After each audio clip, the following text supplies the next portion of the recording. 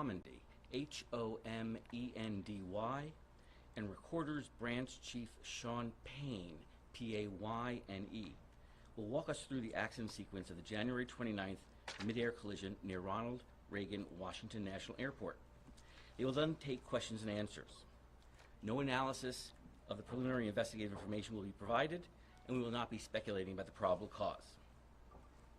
As always, you can follow this and other NTSB investigations on our website, ntsb.gov, as well as on Facebook, Instagram, YouTube, and X at NTSB_newsroom. And reporters can always contact us through email at mediarelations@ntsb.gov. Chairman?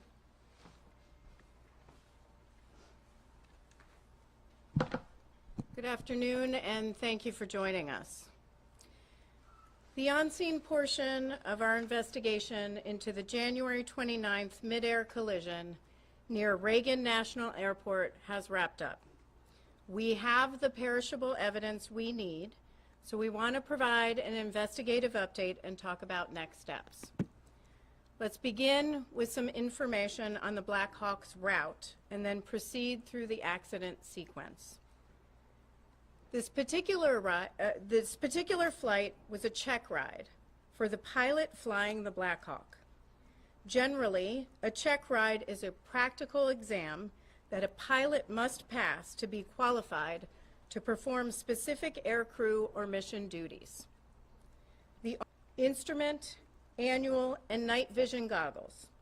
This was a combined annual and night vision goggle check ride. We believe the helicopter crew was likely wearing night vision goggles throughout the flight. Given the nature of the flight, additionally, had they been removed, the crew was required to have a discussion about going unaided. Let me repeat that.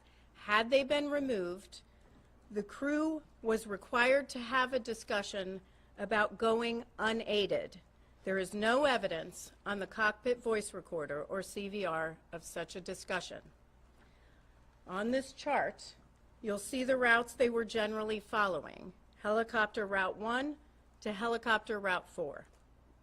These routes are designated by the Federal Aviation Administration, or FAA, and although you see blue lines, there are no defined boundaries to these routes. You'll note on the chart that pilots are expected to maintain the maximum altitude charted when ceiling permits, unless otherwise instructed by air traffic control. The maximum altitudes along Helicopter Route 1 are 1,300 feet between Cabin John and Chain Bridge, 1,000 feet at Chain Bridge, 700 just after Chain Bridge, 300 at the Key Bridge, and 200 feet just south of Memorial Bridge. Now I'm going to read some preliminary investigative information, which is derived from a variety of electronic and other sources as of 1 p.m. today. About 8:15 p.m. Eastern Standard Time, the CRJ left 37,000 feet pressure altitude for an initial descent. At 8:30, the Blackhawk began traveling generally southbound after maneuvering near Laytonsville, Maryland. CVR audio from the Blackhawk indicated the instructor pilot was the pilot monitoring and transmitting on the radio, and the pilot was the pilot flying. At 8:33:41, the Blackhawk crew requested Helicopter Route 1 to 4 to Davison Army Airfield, which the tower controller approved. At 8:38:39, the Blackhawk reached the intersection of the DC Beltway and the Potomac River near Carteret, Maryland. After briefly turning westbound, the Blackhawk turned back to the east and began descending as it picked up Helicopter Route 1 over the Potomac River southeast toward downtown Washington, D.C. At 8:39:10, Potomac approach cleared the crew of the CRJ for the Mount Vernon Visual Runway 1 approach. At 8:40:46, the CRJ rolled out of a left turn established on the ILS localizer for runway 1 at approximately 4,000 feet pressure altitude, 170 knots, with landing gear up and flaps extended to 20 degrees. At 8:43:06, the CRJ crew made initial contact with DCA Tower. The tower controller then asked if the crew could switch to runway 33. The CRJ crew agreed to switch to runway 33. At 8:43:48, the Blackhawk was about 1.1 nautical miles west of the Key Bridge. The pilot flying indicated they were at 300 feet.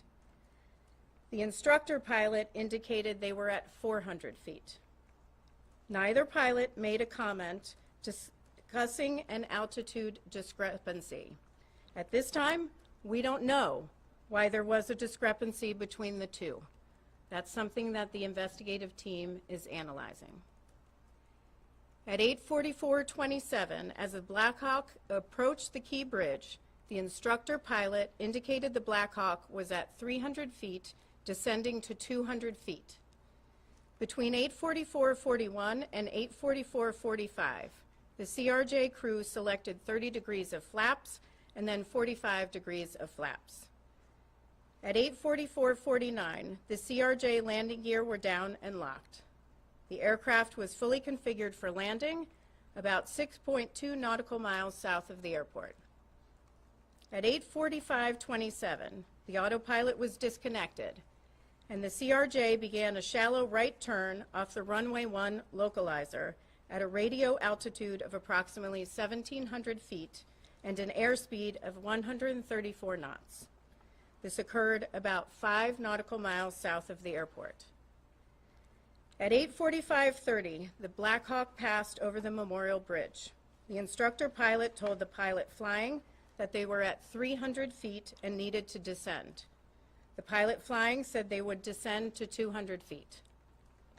At 8:45:58, the Blackhawk then crossed over the Washington Tidal Basin and followed the Washington Channel consistent with helicopter Route 1.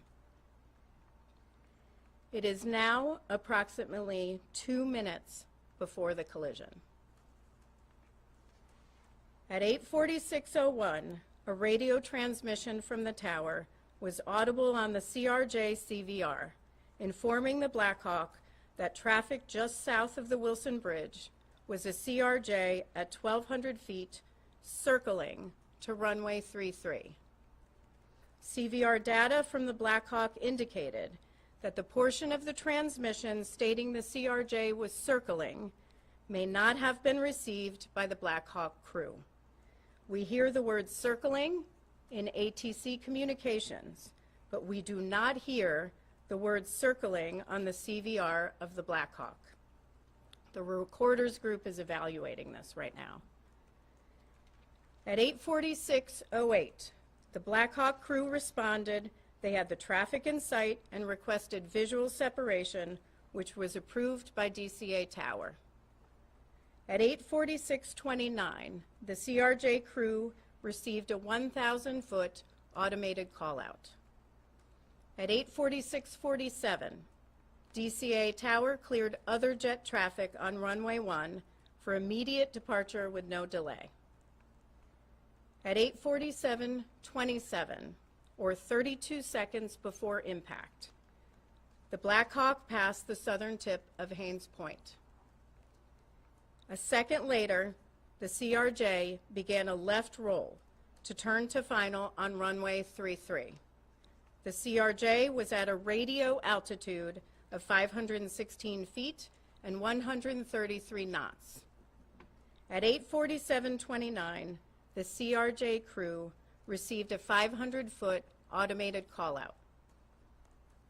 At 8:47:39, or 20 seconds before impact, a radio transmission from the tower was audible on both CVRs, asking the Blackhawk crew if the CRJ was in sight. Audible in the ATC radio transmission was a conflict alert in the background. At 8:47:40, the CRJ crew received an automated traffic advisory on the TCAS system stating traffic, traffic. TCAS is the Traffic Alert and Collision Avoidance System on the CRJ. At 8:47:42, or 17 seconds before impact, a radio transmission from the tower was audible on both CVRs, directing the Blackhawk to pass behind the CRJ. CVR data from the Blackhawk indicated that the portion of the transmission that stated "pass behind the" may not have been received by the Blackhawk crew.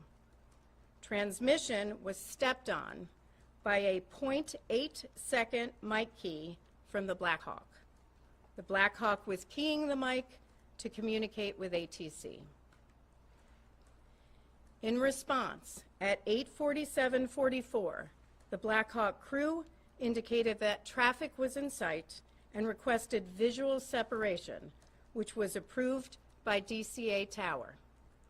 The instructor pilot then told the pilot flying they believed ATC was asking for the helicopter to move left toward the east bank of the Potomac. At 8:47:52, or 7 seconds before impact, the CRJ rolled out on final for runway 33. The CRJ was at a radio altitude of 344 feet, 143 knots. At 8:47:58, or 1 second before impact, the CRJ began to increase its pitch, reaching about 9 degrees nose up at the time of collision.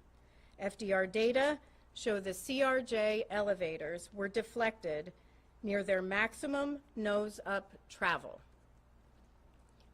The last radio altitude recorded for the CRJ was 313 feet and was recorded 2 seconds prior to the collision. The CRJ pitch at this time was again 9 degrees nose up, and roll was 11 degrees left wing down. The CRJ was descending at 448 feet per minute. The radio altitude of the Blackhawk at the time of the collision was 278 feet and had been steady for the previous 5 seconds. The Blackhawk pitch at the time of the collision was about a half degree nose up with a left roll of 1.6 degrees. Now, examination of the wreckage will assist in determination of the exact angle of the collision. Now, we're confident with the radio altitude of the Blackhawk at the time of the collision that was 278 feet.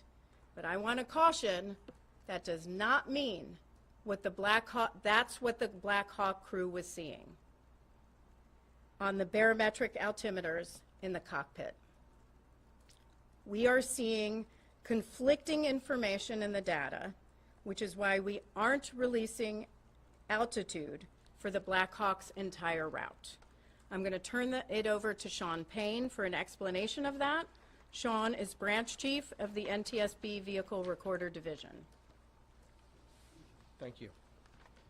I'm Sean Payne. I'm branch chief of the Vehicle Recorder Division. This is the flight recorder lab at the NTSB. I can give some insight into the challenges of understanding what altitude the Blackhawk pilots would have seen on their gauges in the cockpit. You may see pictures released of showing us in the lab rebuilding the flight recorders. That's part of our job, but a bigger part is ensuring that the data that we have downloaded is true and accurate. We call this validating the data. I'm going to define some terms for altitude in a way that most audiences can understand. I may end up reading much of this verbatim as I want to be precise in my language. The first term is radio altitude. You've heard this in our other press conference before. This is a measure of the helicopter's height above terrain, in this case, the Potomac River. It is measured by bouncing a signal from the helicopter to the river. We have determined that this parameter is valid. This is good data. This gives us confidence in knowing exactly how high the helicopter was above the ground. This parameter is not the primary means the pilots would have used to determine their height during flight. The pilots are not typically navigating using radio altitude. It is often different from what they see on their primary altimeters. The next term is barometric altitude. This is typically the altitude the pilots would use while they are flying. This was not recorded on the FDR. Barometric altitude takes into account certain atmospheric conditions. This would be displayed in front of both pilots on their instrument panel. As I said, this was not recorded. The next term is barometric pressure setting. This is an adjustment that the pilots use on their primary barometric altimeters to ensure that the altimeter is set properly. This is critical. This was not recorded by the FDR. This accounts for the local pressure at the time of the flight. Again, this was not recorded by the FDR. The next term is pressure altitude. This is more of an engineering altitude that the helicopter's systems can tap into. This altitude is calibrated using what we call a standard atmospheric pressure. We have found that this parameter is not valid. This is bad data. Normally, we can use this parameter to compute the barometric altitude displayed to the pilots. Because this data is bad, we have to use other methods to make this determination. Last, the FDR does not record GPS information, so we cannot simply verify any of this with GPS information such as GPS altitude. This does not exist in the data set. We are working to determine if this bad data for pressure altitude only affected the FDR or if it was more pervasive throughout the helicopter's other systems. We will have an answer to what altitude the pilots saw on their gauges as they were flying. To examine this, we will use a combination of methods. First, we have already started working with Sikorsky, Collins Aviation, and the Army to retrieve engineering documentation to understand how this may have affected other helicopter systems. Next, because we cannot turn to the FDR for this information, the wreckage of the helicopter needs to be examined. We need to look at the remains of the pedostatic and air data system. I must stress that these systems were badly damaged in the accident, and this will be difficult. Last, we will need to look at the altimeters themselves and determine their independent functionality. I'd like to stress that we've just completed the on-scene phase of the investigation. We need to follow our process and be meticulous. Ultimately, this work will determine the altitude displayed to the pilots and will be included in our final report. I'll pass it back to Chairman. Thanks, John. What I just read, we are going to publish that online, so I'm not going to take specific questions going back to certain times that I've already read. I think that can get very confusing, and so please refer to what we do post online. I do want to make a few corrections and also provide some additional information on a couple of other issues. First, the ATC group has been looking at the radio frequencies. The airplane and the helicopter were both on two different VHF frequencies, not UHF. Also, just a correction, Metropolitan Police Department recovered the Blackhawk CVR and FDR, not the FBI. I do want to provide a little bit of information on ADSB out for the Blackhawk. ADSB stands for Automatic Dependent Surveillance Broadcast. So the helicopter was equipped with and capable of transmitting ADSB out. We don't know why it wasn't transmitting. What we'll have to look at is the installation of the equipment. We'll have to look at programming. We'll have to look at whether there was some sort of equipment malfunction or if the ADSB was turned off. So there are a lot of people are asking about, was it turned off? There are other things we have to rule out first. The team is going to do a visibility study. The visibility study, we're going to do a laser scan of the cockpits of an exemplar CRJ. We're going to also laser scan an exemplar cockpit of an exemplar Blackhawk, and we're going to take that information as well as information from examination of the wreckage, different seating positions, different heights, different eye positions, also taking into account night vision goggles, and we're going to do a pretty in-depth visibility study, which we do often, and see if we can demonstrate, which we will be able to do on a software program, what the pilots of the Blackhawk could and could not see. Now, we will begin moving the wreckage from DCA to a secure location over the next week. And that's all I have for now. I am going to take questions. Again, I'm not going to take questions on specific times that I read through in the Blackhawk route or in the CRJ as it was moving to runway 33, but all of that will be online at ntsb.gov, and you can find that. So I will take questions as I call you. Please raise your hand, state your name and your affiliation. Tom. Madam Chair, Tom Costello with NBC News. Thank you for the update.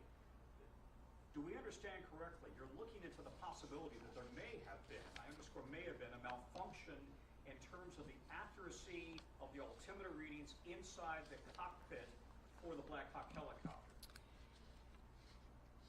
One more time. Do I understand correctly, you're looking into the possibility that there may have been bad data and therefore inaccurate readings inside the cockpit of the chopper for altitude for the pilots to read? That's correct. We are looking at the possibility of there may be bad data. We're looking at, were they seeing something different in the cockpit that differs from the FDR data, which was radio altimeter? In other words, they may have thought they're at one altitude when in truth they were at a different altitude. It's possible, but we have a lot of work to do till we get to that. Pete. Pete Mundy with CNN. How critical is the finding that the crew could have been wearing night vision goggles, and how much will that factor into your investigation? So the question is, how critical is the finding that the crew could have been wearing night vision goggles? That is, part of our investigation, where it's going to be a factor in our visibility study. We're going to have to see what was possible for them to see at the time leading up to the collision and the accident sequence. Is there anything in the voice recorder indicating that the crew of the Blackhawk saw the impending collision? Is there anything in the voice recorder that the crew of the Blackhawk could see or tell that there was an impending collision? We do not have any indication that the Blackhawk crew would have seen that. Paul Wagner with News 4. Based on the possibility that they were wearing these night vision goggles, we've heard from people who wear them that it may affect your peripheral vision. So if the plane is coming into 33 and they're coming down the river, that possibly the peripheral vision may have been affected to see that plane off to the left? The question is visibility and night vision goggles. This is exactly why we do a visibility study, and we'll test that as part of our study. But time will tell. Just to level set here, we're only a couple of weeks out, and we have a lot of work to do. That will be a part of the work. Daniel Gilbert, Washington Post. You mentioned the CRJ got a traffic advisory before the collision. Do you know what aircraft triggered that traffic advisory? And do you know if it was the Blackhawk or some other aircraft? Do we know if the traffic advisory that was received by the CRJ crew was the Blackhawk? That's something that our ATC group is analyzing.